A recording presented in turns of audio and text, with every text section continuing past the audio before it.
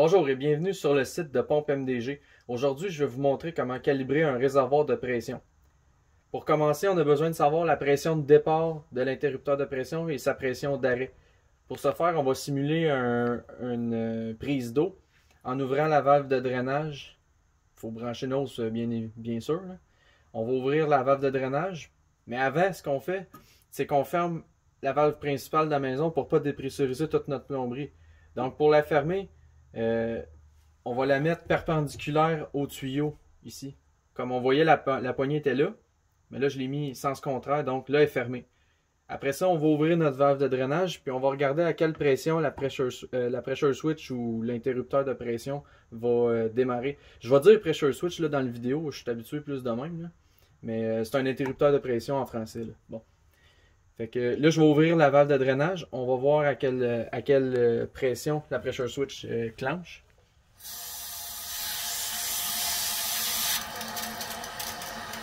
Normalement, ça devrait être 50, vu qu'elle était à 70. Là. Il peut y avoir un petit jeu, mais d'après moi, ça devrait être bon.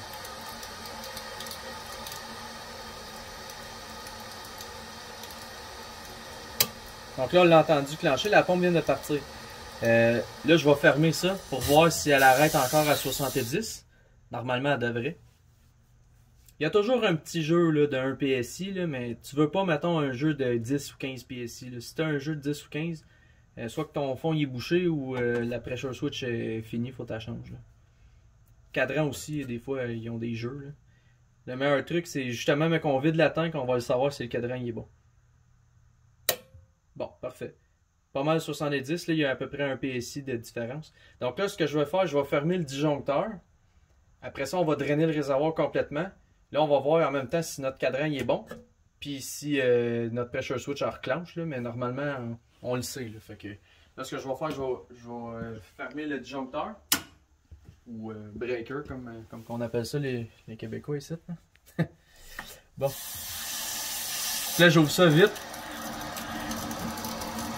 Rendu à peu près à 50 PSI, je vais juste ralentir le débit pour ne pas donner un coup à la tank. Comme à peu près là. Là, je vais ralentir le débit. Parce que sinon, ça donne un coup au ballon, c'est pas bien bon. Comme là, on a entendu notre pressure switch clencher. Bon, là, la pression est descendue. On va laisser ça se calmer peut-être un petit 10-15 secondes. Comme là, on voit que ce cadran-là, il y a un petit jeu de peut-être 1 PSI. Il pourrait être remplacé, mais moi, j'ai pas de trouble avec un PSI pour l'instant. Bon, là, on est rendu à vérifier l'air. Puis, dans le fond, pourquoi qu'on a regardé à quelle pression la pressure switch, dans le fond, déclenche? C'est pour calibrer notre air dans le réservoir. Là, on sait qu'elle démarre à 50. Donc, si on se fie à ce qui est écrit sur le site en dessous de cette vidéo-là, mais en même temps, c'est la règle générale pour les pressure switch puis les tanks pour setter l'air. Dans le fond, c'est 2 PSI de moins toujours que le départ. Donc, si ton départ est à 30, tu vas mettre 28. Si ton départ est à 40, tu vas mettre 38. Puis si ton départ est à 50, tu vas mettre 48. Donc, moi, il devrait avoir 48 PSI dans cette tank-là. Fait que je vais aller mettre l'air ici. Comme on voit, ça c'est une valve de pneu. Je vais juste aller appuyer à plat ma jauge à pneu ici. On appuie. Je vais redonner la caméra à mon caméraman. Là, on voit que, si ça peut focuser, parfait. Bon, on voit 40 ici. Là, si je retire un petit peu dessus, on devrait voir 50. Bon, c'était ici. Fait qu'on le sait qu'on est à 48. La tank est bien calibrée. Parfait, super. Là, ce qu'on peut faire aussi en même temps, c'est de vérifier si notre ballon il est éclaté. Un ballon éclaté va causer plusieurs problèmes, dont du cycle rapide, une mauvaise pression, un usage prématuré de la pompe. On ne veut pas ça, donc on brasse le réservoir. Comme là, on entend, il n'y a pas d'eau, il n'est pas pesant, je suis capable de le lever. Là, c'est sûr, il y a la plomberie qui me tient aussi. Là. Mais ce réservoir-là, il est parfait, là. Il est en parfaite condition. Donc, là ça, on sait que c'est beau. Je vais mettre une vidéo après dans ce bout ici. Exemple d'une tank avec un ballon qui est perforé. On entend ça quand on la bouge.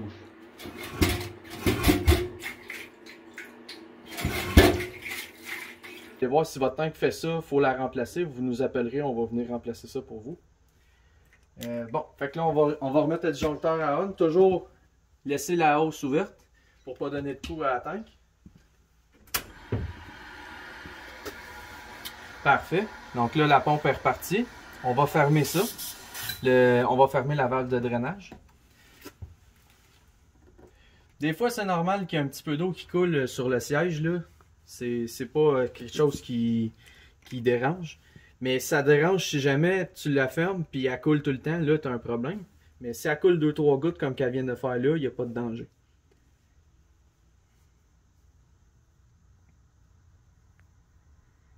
Donc, aussitôt que ça arrête à 70, on sait qu'on est correct. Là, si vous voulez, vous pouvez ouvrir votre valve de drainage. Voir si ça repart encore à 50. Si ça repart à 50, moi je vous dirais faites 2 cycles de flush, mettons. Là. Puis après ça, fermez ça. Puis vous allez pouvoir ouvrir votre valve de maison. Votre valve principale. Donc là, moi je vais l'ouvrir. Tranquillement.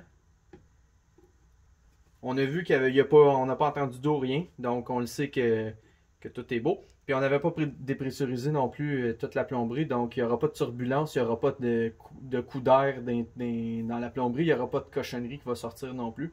Donc c'est pour ça que moi je le fais comme ça, que je mets la hausse au bas du réservoir, puis je ferme la valve principale de la maison.